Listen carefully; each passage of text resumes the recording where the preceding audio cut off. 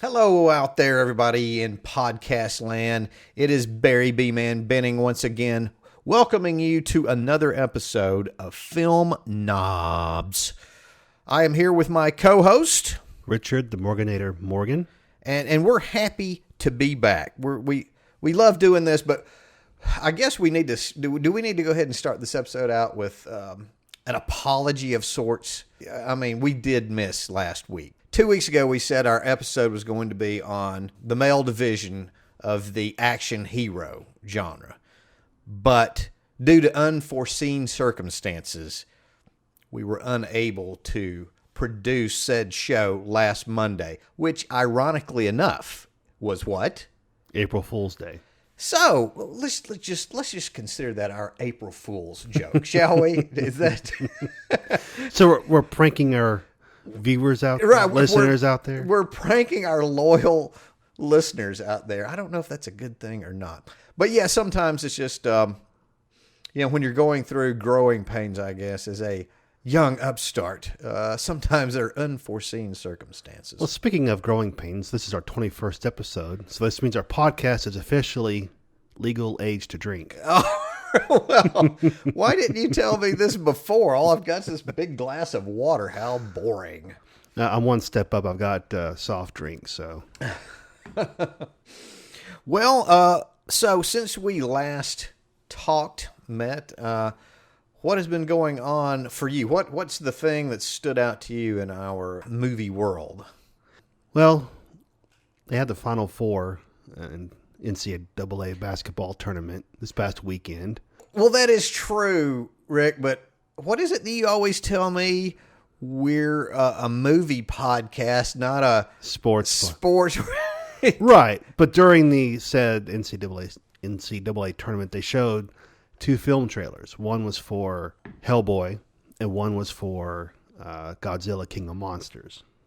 I missed both of those, even though I did watch some of the ball games. So what was your take? They showed all the monsters for Godzilla. So once again, we've got we've just got them showing too much. Then, right, right. So what is it? An age thing? Are we just? It seems like younger generations don't really care as much, whether or not you show a lot of the film in the trailer versus, hey, I like to be, and I know you like to be surprised too. I mean, granted, we live in an instant gratification society Indeed. Anyway, and it seems like it's getting more Right. instant satisfaction. And I guess people wanted to know everything as soon as they can right know now. it. Right. Yeah, just tell me right now. I don't want to wait. I don't want to be surprised. I don't want to have to wait. But isn't that, I mean, to me, personally, that's always been kind of part of the appeal of not just movies, but, novels, but to be surprised. The element of surprise is kind of a nice thing to have in a movie, is it not? So what does that say about us as a society if we don't like to be surprised anymore? Even if it's a good surprise. I don't know. What does that say about Well, it just says we're impatient. We're just impatient. I don't know. That's and not only that, but everything has to be explained away, right? I know we were talking about something earlier where it was like we don't necessarily have to know every single thing in a backstory. Oh, it was the Joker. We were talking about the Joker Right. Trailer, which I saw and you did not. And there seems to be an awful lot of information in that Joker trailer as well. It seems to be a trend because we saw the Brightburn trailer too. Right, which I think, now I can pretty much piece together every single damn beat in that movie. So. And they dropped a second trailer, which we haven't seen yet. And I'm like, well, so what's left? Right, is it an outtake trailer? Because that's about all there should be remaining. I don't know, man. I don't know. It just takes away from, and I know we've talked about this in the past, it takes away from that childlike. Remember when we were kids, we went to a movie, and back then, we didn't look at a lot of reviews ahead of time or Right. see a lot of trailers, really, that showed a lot at least. And it was wonderful to go in there with a blank slate, kind of, and just let the movie wash over you. Well, even back then, even though we had movie trailers, a lot of times, at least for me, I probably went to see a movie based on the movie poster. Right. And that's it. You know, so you had to have a really cool movie poster to entice. Which there were, by the way. I think there were, you know, more cool movie posters back in the day than there are now. So what about you? Have you been spending your days? Well, let's see here. I did see 3 films during our hiatus, if you will. I saw Shazam and Captain Marvel and Pet Sematary. I'm sorry. Yeah, Pet Sematary still, you know, after all these years, it's still just kind of a rotten corpse of a movie. So you had 2 out of 3 that were... 2 out of 3 that were good. I actually really enjoyed both Shazam and Captain Marvel. Although, I'll have to say, so I actually saw all 3 of these movies on the same day. I did a triple header one day. I arrived at the theater like at 9:30 to see, the first movie was Shazam, right? And so I get there, and I'm like the first or second car there. And so I'm up there buying tickets, and it's a ticket office that's kind of outside. You have to buy it, outside the theater. You don't go in. And this guy drives up, and is a young guy drives up in his, or I imagine his dad's, bright orange sports car, right? And he gets out and comes up behind me, and he's like, "So what you here for, man?" And I said, "I'm here to see Shazam. I'm going to see Shazam first." Well, I didn't say first. I was just here to see Shazam. That was going to be the first movie I saw. And he was like, "Yeah, that's probably, I'm sure that's a better bet, than," he said, "you need to see the original, this is going to be the original Captain Marvel, right? You don't need to go see that girly superhero movie." Oh. All right, I said, "Well, I'm actually here to see both of them." And I don't mind girlies.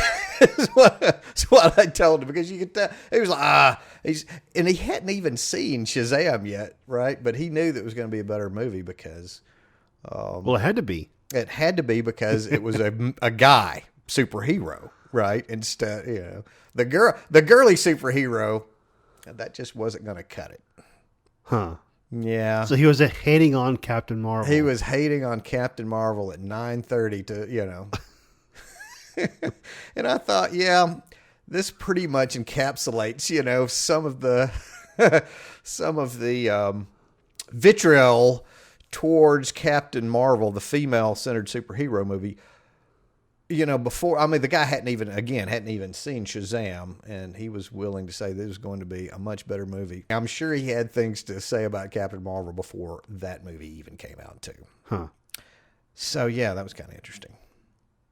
And then, I watched both movies, and I've told a few people about, all right, well, I saw both of those movies. And everybody, of course, what's the first question? Which one's better? It may sound like I'm trying to be politically correct, but I would have to say it was an even draw. I like both of those movies, and they're not easily, they're 2 different types of movie. Even though they're superhero movies, they go at it at a different, in a different manner. So did Captain Marvel have more of like a serious tone compared to Shazam? Yes, and. That's kind of the opposite tack of the way it's been in the past, right? DC's been so super serious and just, morose, actually. This time, it seems like DC's starting to figure it out, though. Really. 3 out of the last 4 DC movies have been, in my opinion, pretty good. Yeah, it was just a fun movie. Captain Marvel still has some humor to it, without a doubt, but it was more serious than Shazam. Well, on a related DC note, I did see that even though Idris Elba had been cast in Suicide Squad, right, he's not going to actually play Deathstroke, which was Will Smith's character. So that character is not going to be in Suicide Squad 2. I don't So know. what's the reason behind? Are they? I mean, do you think they might be? All right. So the reason that Will Smith's not going to be in this one is, or at least it's been explained away as scheduling conflict. Is that right? I could see that. He's a busy guy. He's a busy guy. So are they maybe wanting him to come back and, reprise that role? I think it's an interesting move. I mean, I like the character Deathstroke, so. Well, you like the character Deathstroke, and obviously you must have liked Will Smith as that character. Yeah. Yeah, that might work out then. Then you might get, if he's available, if this version does well, then, maybe he gets coaxed back, and then you've got Elba and That would be Smith. interesting. That would be interesting. So like a Suicide Squad 3. Yeah. Well, they got Suicide Squad did fairly well. Well, it did well enough to make another one. I guess so, right? Duh. Well, maybe, golly, 1 week, maybe does 1 week away dull your senses that much? Okay. Well, what are we going? All right. So here we are talking about superheroes again. Right. So why don't we do what we said we were going to do?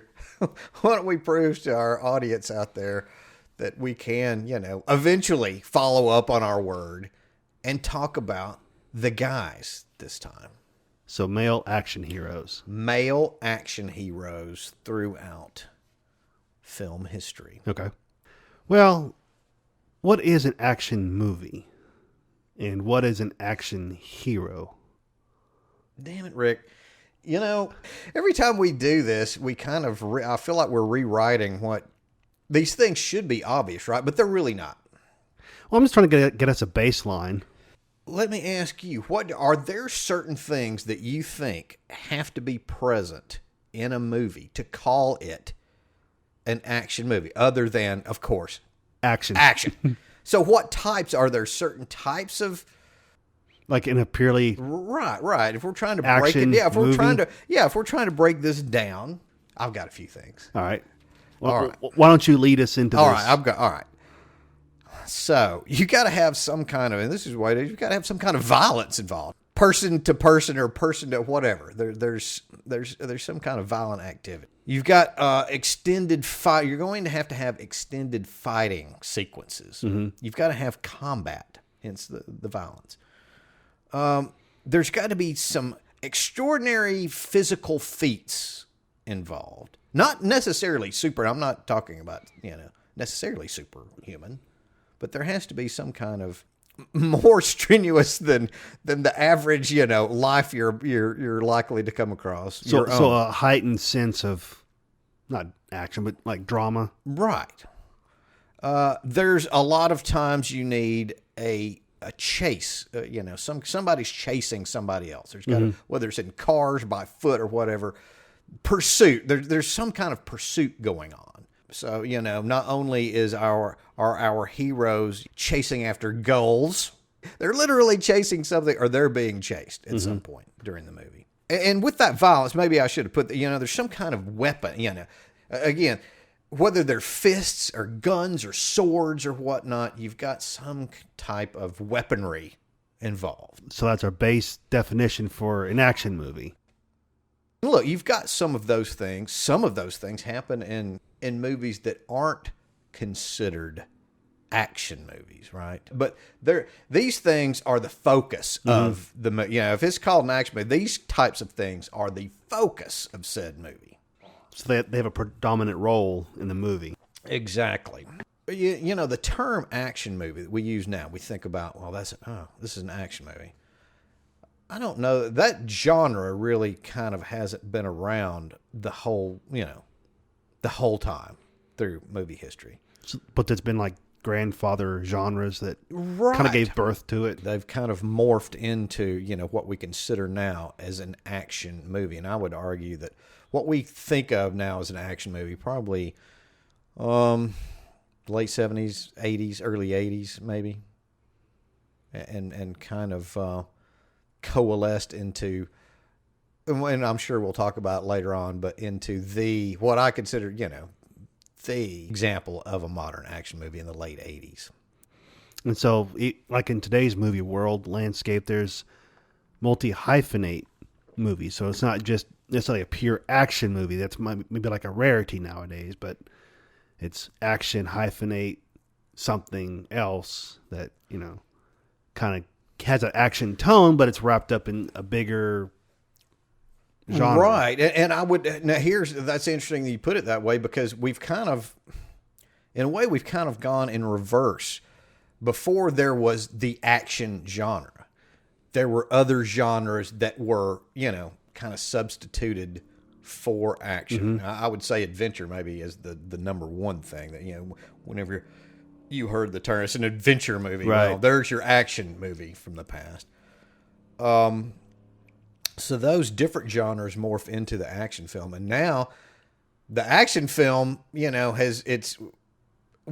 we now think of, I think, like a horror action movie or sci-fi action or a thrill. Now it's the action that's the top thing in a way, the main thing, and it's the other is the subgenre of that, instead of the action growing out of the other genre. Now it's the other genre growing out of the action. Or a contextual thing. So like action sci-fi. Oh, there's action in the movie, but it takes place within the greater context of a science fiction movie. Right. Absolutely. Or horror or fantasy, even comedy, maybe. Yeah. I think it's a good point, actually, because one of the things, we were talking about when we're talking about the female action hero and how that developed. Really our first action heroes weren't the guys. They were the gals. In the serials back in the silent, the silent serials back in the teens. And when that opened up into when the sound came, it seems like the men kind of took over. But comedy back then, think about all of the stunts that were involved, like Harold Lloyd and Buster Keaton. Those movies, those actually were some of the, they were more action stars than they were comedy stars at times. There were some Harold Lloyd in particular, did all sorts of amazing physical, scary physical stunts and feats in his movies. So what is considered the first action movie? Well, a lot of people consider The Great Train Robbery, like 1903, the Western, as the first action movie, or the first thing that, you can kind of consider an action movie. And Westerns themselves, before, the time of what we consider to be an action movie, that's a genre that definitely is way up there as far as what you find the most action in. I know that, in the 20s, you had Tom Mix was a big action star, right? In the silent movies of the 20s.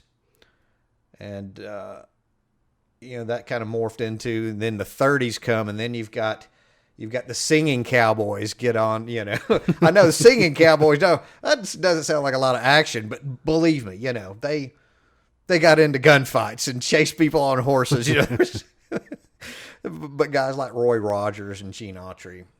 And then, the biggie. And he was working throughout the 30s in Western B movies. But John Wayne, kind of became the first. The Duke. The Duke. Indeed, one of the more well-known first kind of action stars that really played across genres. Let's put it that way. But Stagecoach was his first big Western movie. Now, that's one of the first big Western sound films. But yeah, as far as genres go, before the true action, what we think of the true action film, Western's very important. And adventure movies, again. Adventure movies usually set in some exotic location, like a jungle or a desert, some place that most of us don't see, right? Away from where we're at.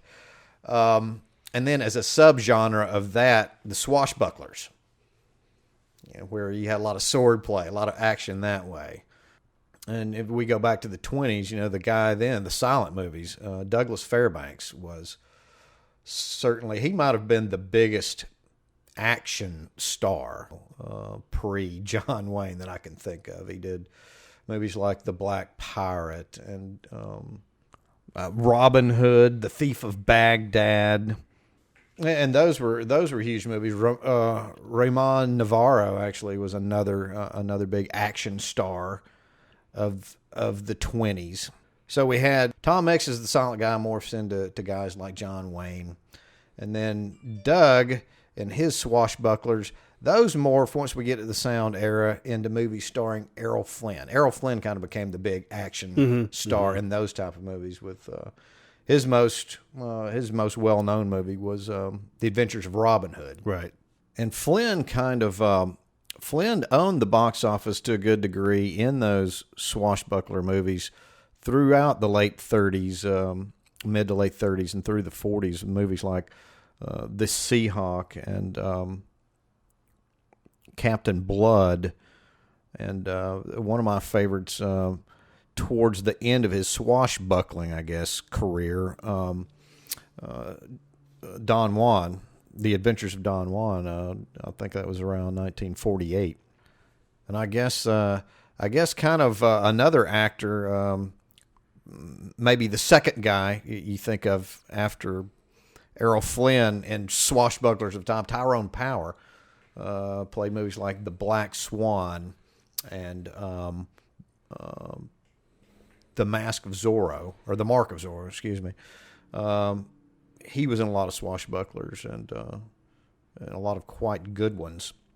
And, the swashbuckler genre has lived on, since then, throughout then. It's kind of had varying periods of when it'll crop back up. I know even up until now, in the 70s, 80s, you had movies like Swashbuckler and The Island, which is based on a Peter Benchley book. You had Nate and Hayes, the pirate movie.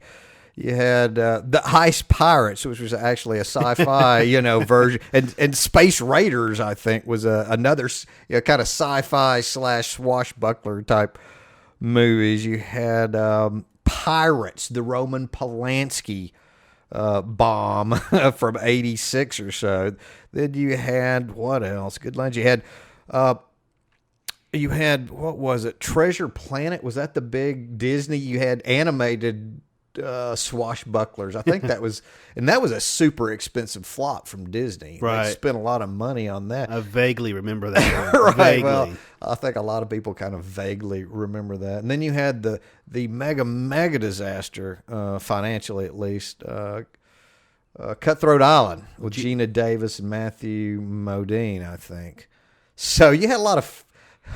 It's funny. There was a lot of failures up until, of course, then you had Johnny Depp as Captain Jack Sparrow in all the Pirates of the Caribbean movies, which did make a dollar or two. They brought back the swashbuckler. They did technically bring it back. The others failed to bring it. They were trying. Good Lord knows they tried a lot. I know I'm missing several other. Swashbucklers from later on, but most of them didn't make it. So and since we are talking about, our main topic is, of course, male action star. It took somebody like Johnny Depp, that certainly has a lot of screen presence and charisma, to make that genre kind of successful again. Like I say, there were a lot of tries, a lot of stabs at it. Most of them were failures until you get to somebody like Depp. And you do need, you need a strong presence, right? To make a convincing action movie. Right. And back in the day, we were talking about adventure movies, too, the swashbucklers. You had Errol Flynn was a strong, very suave, commanding presence on screen, as was Fairbanks. You had... look at Johnny Weissmuller, the Tarzan movies, you certainly would be considered action movies of their time. And he was a convincing guy. He was an Olympic athlete, so he could pull off Tarzan. Weissmuller ended up playing Edgar Rice Burroughs' hero in, I think it was like a dozen films throughout the next decade. And then, Tarzan has been a certainly a recurring character throughout the history of film, an enduring action hero. Buster Crabbe, also an Olympic athlete, was a very convincing action hero in the serials. We talked about how women were kind of the first successful action figures in serials. Once sound came along, the guys kind of took over a little bit, and then you had Buster Crabbe comes in and plays Flash Gordon. That was, Flash Gordon was a big time money maker back in the late 30s. Most serials were kind of second run type movies or things where they were all, they were supporting the other movies. Flash Gordon was so successful that it, kind of became, it was the opener. What about war movies?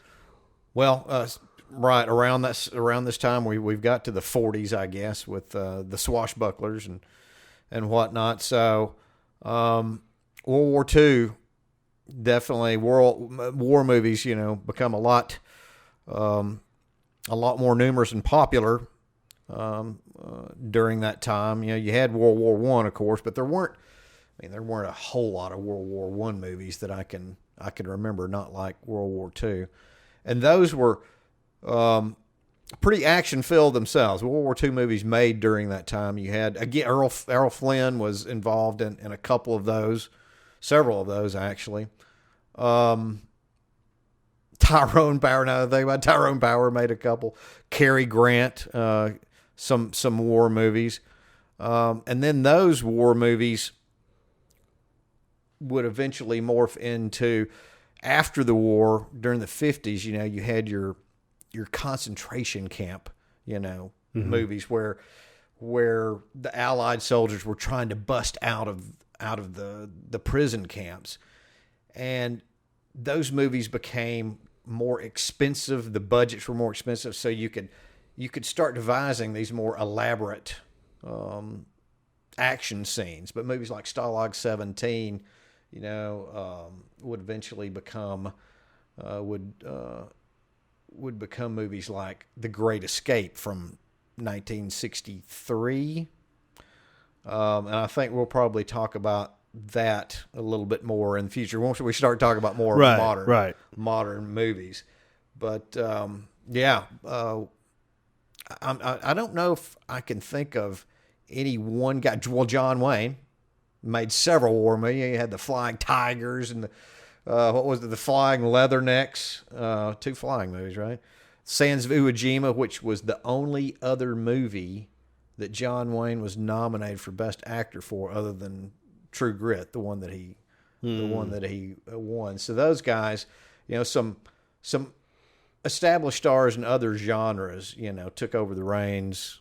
The ones that didn't leave to go fight in the war, a lot of people still kind of hold it against the Duke, that he did everything that he could to get out of serving, while guys like Jimmy Stewart and several other well-known actors, they volunteered to go over, and I even saw Fighting Time while the Duke. So they were true action heroes. They were true, yeah. And Audie Murphy, who would become an action hero in westerns and war movies later, after he was a war. Yeah, he became a movie star after serving in the war and being a real hero. So, yeah, the Duke doesn't fare as well in real life. Dealings with the war. The Duke ended up trying to say that he felt that the way he could best contribute to the war effort was to stay behind and make war movies, to rouse some propaganda war movies to rouse up our troops. Maybe it worked. Well, it did work as far as he didn't go. Right, but I'm saying as far as being motivational. Right, factor. Yeah, you could argue that point, but again, I don't know if again, if he and Jimmy Stewart got into the argument, if Jimmy Stewart would actually, or any of the other guys that went over there and actually fought. I don't know if they'd agree with it, but still. This is why I guess we shouldn't really, you've got your movie heroes and then you've got your real life counterparts. You've got real life hero. Yeah, you shouldn't mix those things up. Just like you shouldn't get your history from movies, really. It's going to devastate a lot of people out there. I to know. Hear that. Sorry, the Duke was the Duke was not heading toward the front lines. Retreat. Well, at least he didn't go, north of the border. No, he didn't know. He didn't head to Canada, as far as I know. Oh, it's terrible it's terrible having to bring down we're talking about movie heroes and we're just cutting one down to size here a little bit. Larger than life, not so much. No, he was, and he certainly was a big idol to, let's say, right-leaning conservative people, but I think if a lot of them knew, some of the things that he did to try to avoid the service, then, I don't know if that hero image would stand up quite as hard. And he actually smoked marijuana too. Allegedly. No, say it isn't so. Well, I may have just won him over a few fans there. I don't know. Maybe. See, maybe. Now, so, we might have brought a few left-wingers over to the Wayne camp now. He didn't want to fight. And occasionally he took a tug or two every now and then. I don't know. How did this devolve into this conversation? Get me out of it. We've got to. All right, so we've hit the 40s. So what comes in the 50s? Well, one new genre that we haven't talked about. Well, I don't know if it's not exactly a new genre, but it's one that started gaining a lot of traction in the 50s. Was the biblical epic. The sword and sandal type movies. Movies like Quo Vadis and The Robe and Spartacus. Well, that was actually 60, but you had one actor who starred in a couple very big, expensive movies, had a lot of action in them that were very successful at that time. Charlton Heston. Mm-hmm, mm-hmm. Old Stoneface, as he's sometimes known for his very expressive acting style. But he was played Moses in the Ten Commandments and was the lead in Ben-Hur. Those are two very, very big movies, very successful movies, and certainly Ben-Hur had some of the best action sequences, maybe the best action sequence up until that point ever. The chariot scene, mm-hmm. which I can't remember how much it cost. The chariot scene alone cost just a buttload of money at the time. And, there was even rumors that it'd kill one of the stuntmen, although I think they finally debunked that. But, Heston became a big action hero because of those films. And then those films influenced a lot of European films, especially Italian movies, and became kind of a genre unto itself, called, they're known as peplum films, as well as sword and sandal movies. And then you had stars that really hit big with that were like Steve Reeves, who I believe was a bodybuilder, a world-class bodybuilder. He might have been, I don't know if he was Mr. Universe or not, but he played Hercules in several, in several movies, right? And I guess he was the prototype, if you will, for, Arnold Schwarzenegger, who comes over here from Europe and stars in his own type of sword and sandal movie. Right. Conan the Barbarian. which really kind of gave him his first. That was his first big hit, if memory serves me right. I know it was right there at the beginning of his career, but yeah, that was the Sword and Sandal movies, I guess, were the big new popular action film of the late 50s. And then, we get to the 60s and things like, we've talked about before with other genres, things start changing a little bit. Mm-hmm. And we start seeing action movies develop as we think of action movies now. These certain genre movies start to become bigger with bigger action set pieces in them that are, they're now, it's not the story so much, right, as it's going to be the action scenes. Mm-hmm. And I know with war, the war movies, you had a movie like in 1961, The Guns of Navarone, one of those impossible mission movies, men on a mission where they knew they were, pretty much maybe not coming back. Their chances were slim, that they were coming back. And, I know you've made out a list, right? Right. And what's the first movie on your list? It's not The Guns of Navarone. It's The Great Escape. The Great Escape. All right, so let me explain the list a little bit. So it's a compilation of other lists that I found, like on IMDb and from Box Office Mojo. So what I did, I compiled 190 top action movies according, meshing these different lists together.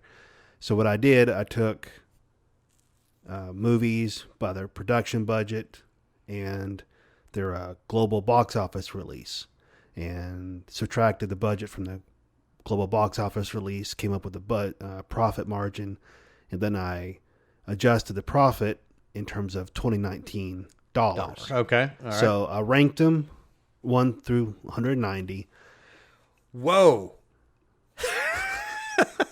Which we don't have to cover all 190. Right. Well, right. I mean, our main goal here is to talk about now that we've got to, we're getting closer to what we consider the modern action movie. We're going to start talking about the stars, the action stars a little bit more. And I'm sure some of these guys are going to be in a lot of, Right. Right.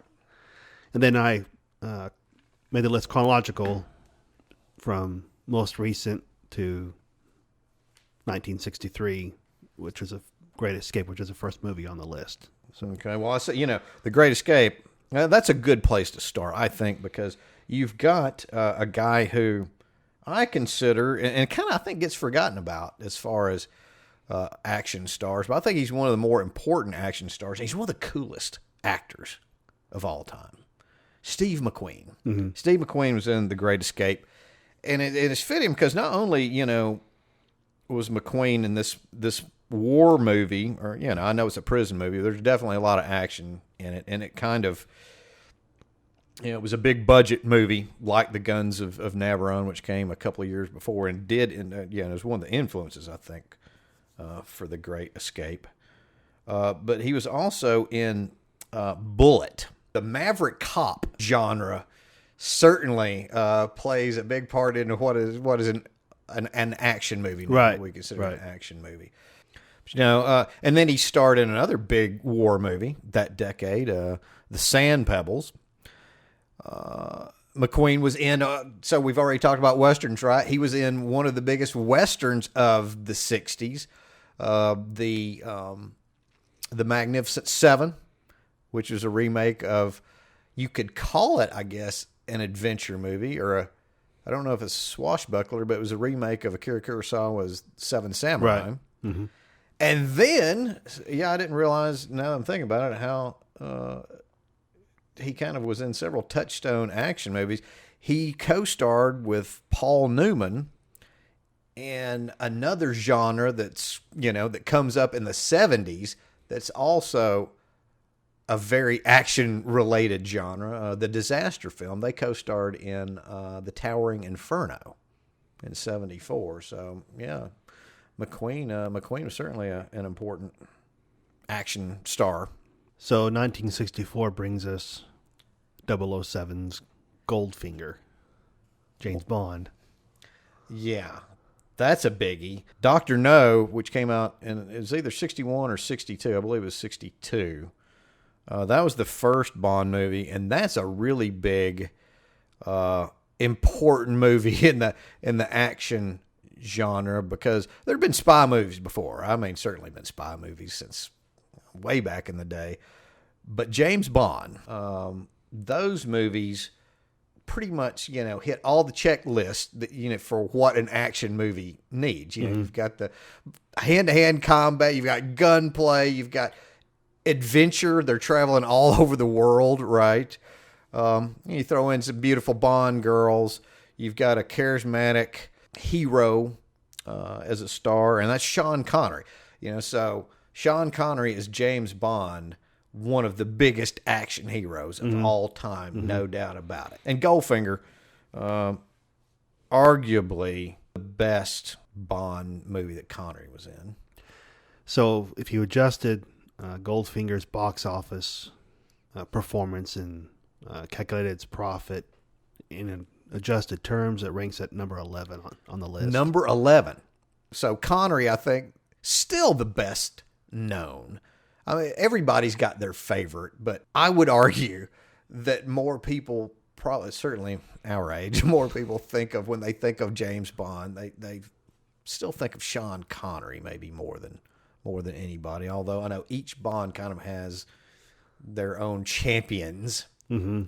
But you've had Roger Moore. Roger Moore, while I thought he was certainly a more humorous, easygoing Bond. I always thought though that Roger Moore was, a movie star playing a spy. Sean Connery seemed like, and like Sean Connery, Daniel Craig, I believe them, right, as right. I can see them pulling this off and doing that.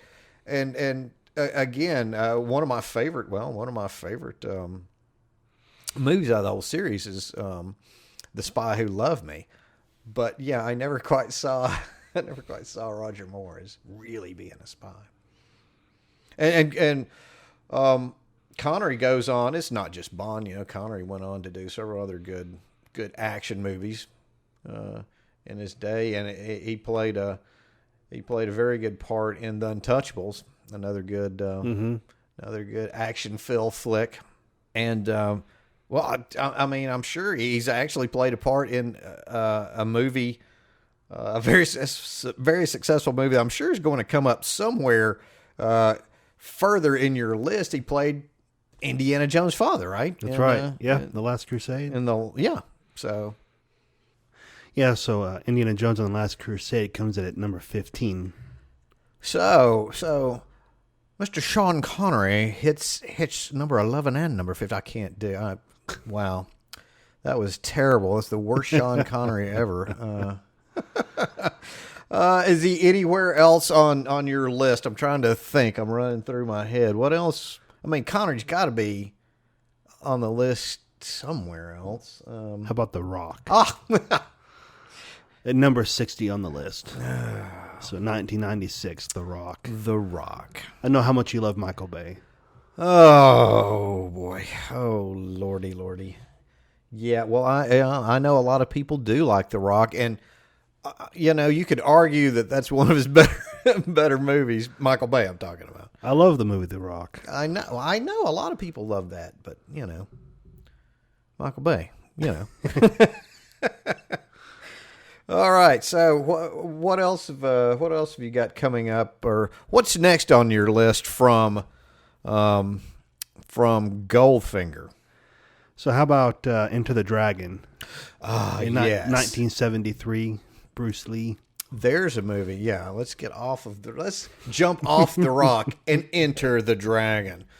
That's one of the best pure martial arts movies of all time. It may be the best martial arts movie of all time. And there's another genre, that certainly got kicked off in the late 60s and fueled heavily by Bruce Lee's popularity in the 70s.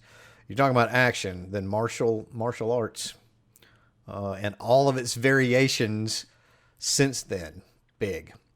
Bruce Lee, I think, only did. I think he only had four movies released in his life. 4 feature films released in his lifetime. Well, he died at a young age, didn't he? Tragically, yeah, just like his son, and tragically young, and some would say suspicious, somewhat suspicious manner.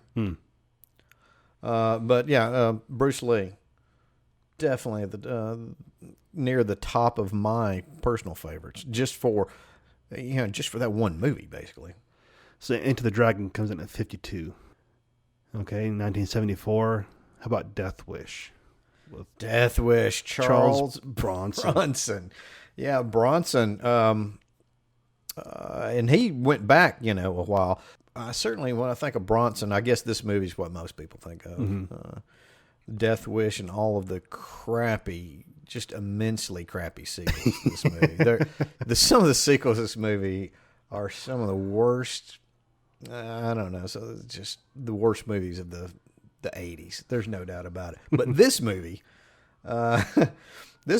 was well made. This is a good movie. I don't know about the remake. I haven't seen the Bruce Willis remake, nor probably. Now that you mention it, I totally blanked out on that. Well, it's like it came and went so fast. I think I think even people who saw it probably they kind of blanked out on it from what all I've heard. I guess I should give it a chance, but I doubt I am. Well, didn't you say it was on Prime? It is on Amazon Prime for free.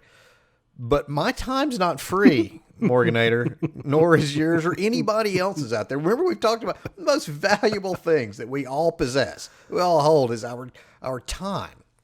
I don't know if that movie's going to be worthy of that or not. But getting back to Bronson, we talked about Steve McQueen earlier, in one of his early movies, influential early movies that had a lot of action in it, was The Magnificent Seven, the John Sturges Western, which you can also find Mr. Charles Bronson, along with a lot of other good action-type stars. And then Bronson went on to star in one of the great spaghetti westerns of all time, Once Upon a Time in the West. And I'll keep going on. And Bronson also was in the original version of The Mechanic. I know that a guy that we might mention later on here in the show, Mr. Jason Statham. He does make an appearance. or two, or three. And now that I think of it, I think earlier I mentioned I'd heard that at least in some corners, somebody had once called Charlton Heston the Great Stone Face, possibly as a nickname. Mm-hmm. I know that one of Charles Bronson's nicknames, Granite Face. So, we've got the Great Stone Face for Charlton Heston, and for Charles Bronson, Granite Face. I could see that. Yeah, you can see that. They weren't the most facially, I guess, expressive actors, but they didn't need to be, right? They're action stars. They're not Laurence Olivier. So who we got after? How about 1976, a small movie called Rocky? Sylvester Stallone is our next man then. And you say small, but at the time it was a small, right? When it was made, it was a small movie. Not anymore. No. Sylvester Stallone was I don't want to say small actor, although he's not very tall. Actually, he's pretty short.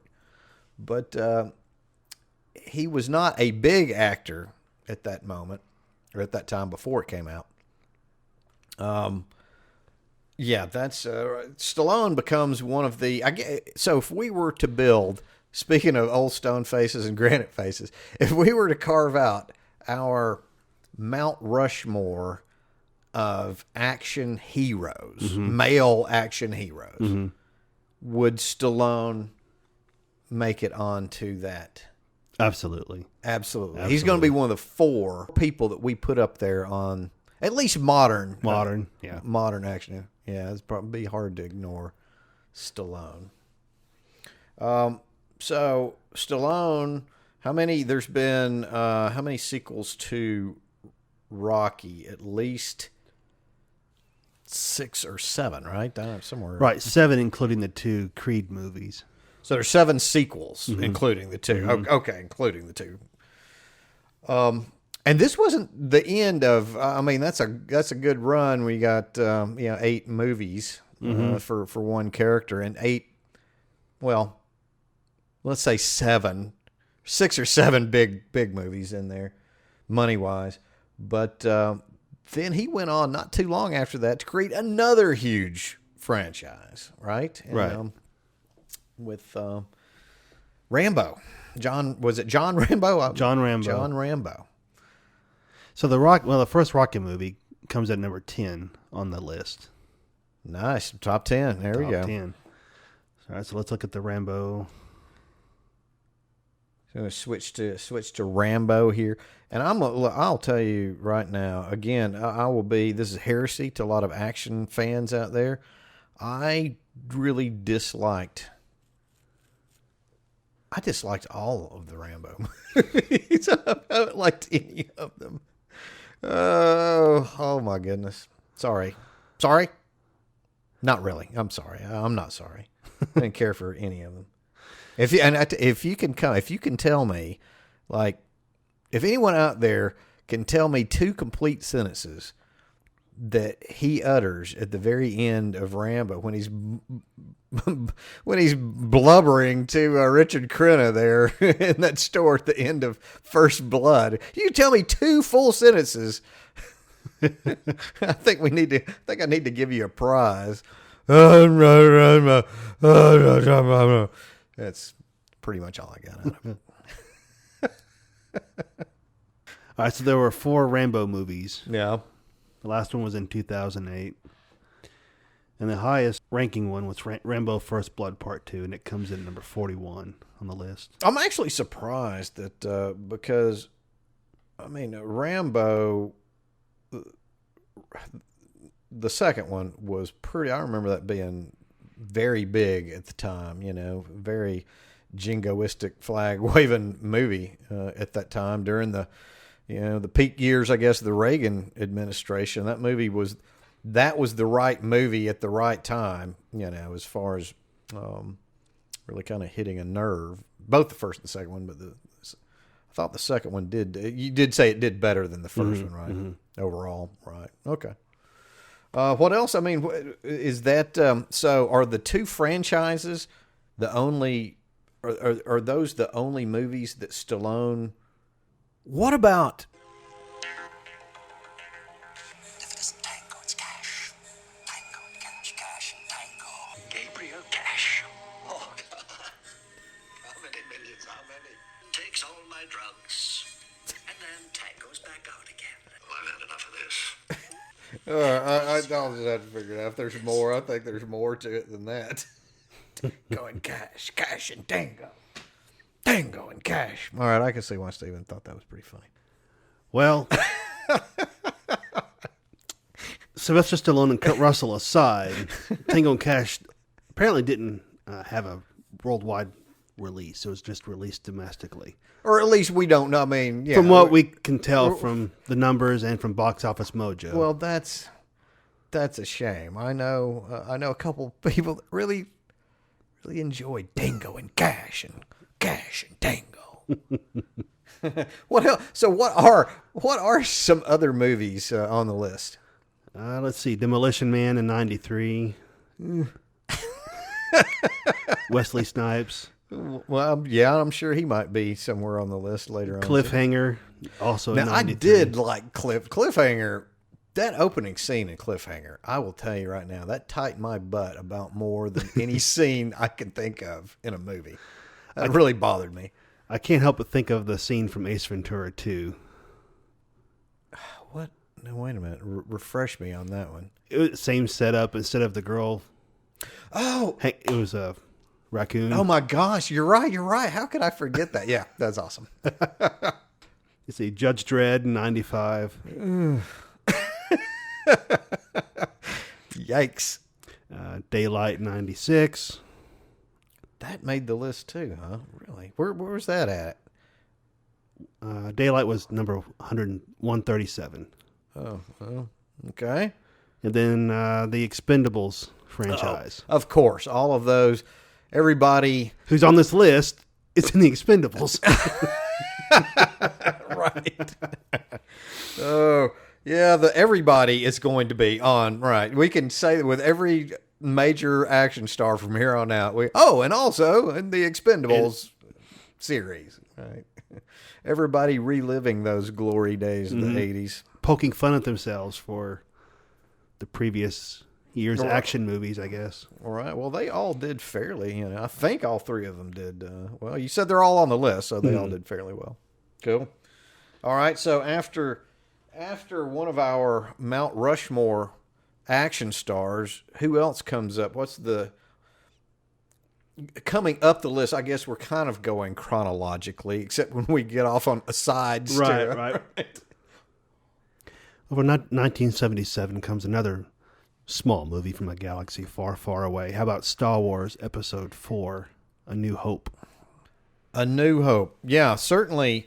A New Hope not only for science fiction films, but for action films, what we consider now, again, as we talked about earlier, kind of the modern action genre. Big action set pieces, we kind of move from one big action set piece to the next, where, these are becoming more important to the movie, just as important as the storyline, the plot itself. And that's certainly, again, you think about movies like Jaws, which came a couple of years before it, and Rocky, I guess. The blockbuster mentality of what is morphing into the action movie is certainly present here. Mm-hmm. So where does I think I might know where Star Wars ends up. If we're adjusting for inflation, is it going to hit the top spot? Yep. Yeah. It clocks in over $3 billion for adjusted profit. Right. Excluding P&A, prints and advertising. Right. Well, again, some people might, I don't know if some people might have a problem with our considering this an action. I mean, it is an action movie, though. It's not a pure action movie. It's not just, it certainly falls into the sci-fi category. Well, this goes back to the earlier discussion from the previous episode about what an action movie, a pure action movie really is, and how it's morphed over the years to where it's no longer standalone action movie. It's multi-hyphenate action, right? It's fantasy. Switched back, right. Exactly, yeah. And you can't argue that Star Wars does have action in it. It's very full of action, right? And I don't know if necessarily call Mark Hamill an action hero per se, but certainly his counterpart Harrison Ford. I was about to say there is somebody in here that is definitely an action hero, and this is, I know our episode's basically about the heroes within these action films, and Harrison Ford fits that bill just about better than anybody, else on the list. He's another, I would say he's a candidate for action Mount Rushmore. Would you not say? I would agree. Certainly. I would agree.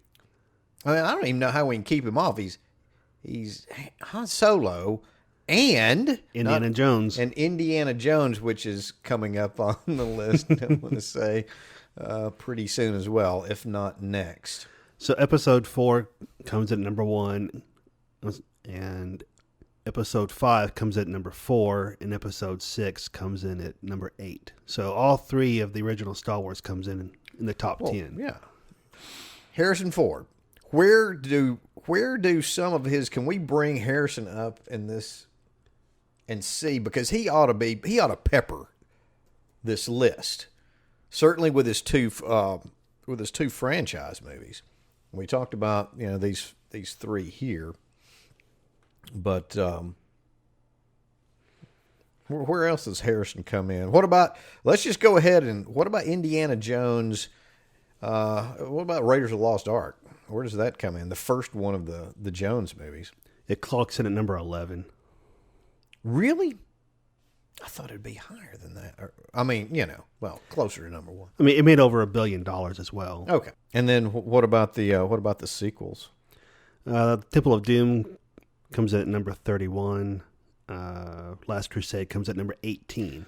Oh, now, so I guess I'd forgotten that that was a little bit more popular. The Temple of Doom certainly made a lot of money. Obviously, it's number 31 on the list, but that wasn't as well liked or regarded as, certainly as Raiders, and not as much as the sequel to it.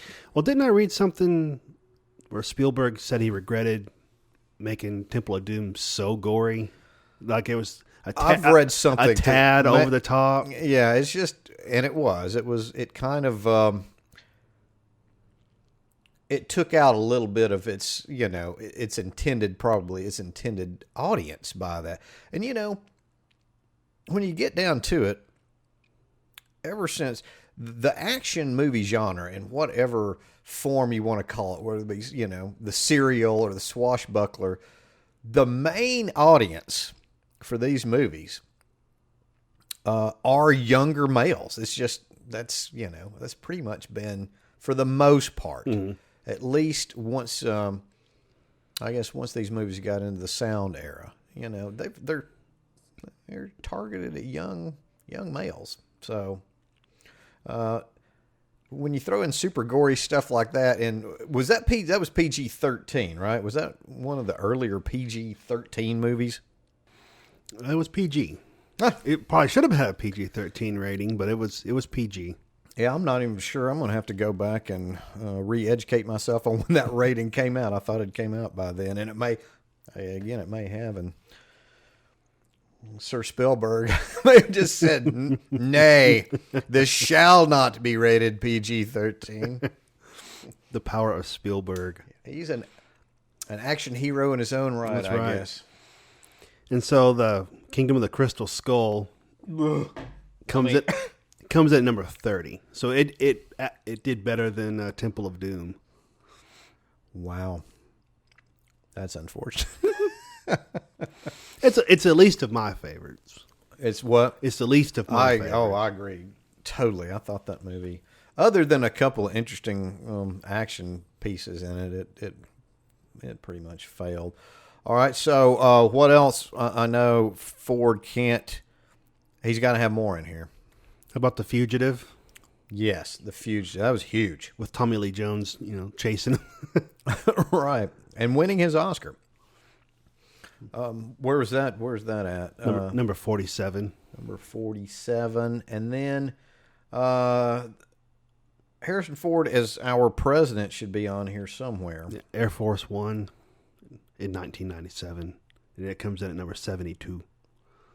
So, yeah, Harrison Ford is crucial, a big name in action movie history for sure, and he's such a, he's such a smiling, wonderful, fuzzy, he's always in such a good mood. Always, he's a great interview, right? Actually, he has gotten a little bit better in his older age, but. And speaking of old age, I'm going to be honest with you right now. I have been sitting. This has turned into a bigger project than I think either one of us really thought. And I'm not heroic. I can't sit here. I can't sit here much longer. My back's hurting. Do you think maybe we should just wrap this up right here and then go? This is such a great subject. I mean, I love talking about action movies and action heroes. Let's cut this thing up and make it more manageable for not only us, but for the listener out there too. What do you say? Let's make this a 2-parter. Or even a 3-parter. Or even a 3-parter. Yeah, we can do it. A trilogy. I mean, it's magical. It's heroic even. Oh, you love this, don't you? You're very good at that. All right, so let's do it. let's go ahead and we'll stop it here, and then we'll start back next week. Same bat time, same bat channel. How about that? Sounds good. All right. So what else have we got to tell these good ladies and gentlemen out there? Well, Nobsters, what do you think of the list so far? Have we missed some? Have we not included some of your favorites? Have we included some that maybe shouldn't be on here? Hit us up on Twitter at Film Knobs and let us know. Be sure to check out our YouTube channel. And of course, you can find the podcast on iTunes, Stitcher, Spotify, and SoundCloud, and Podbean. And I guess until next week, stay heroic out there, Nobsters, and we'll see you then. Take care.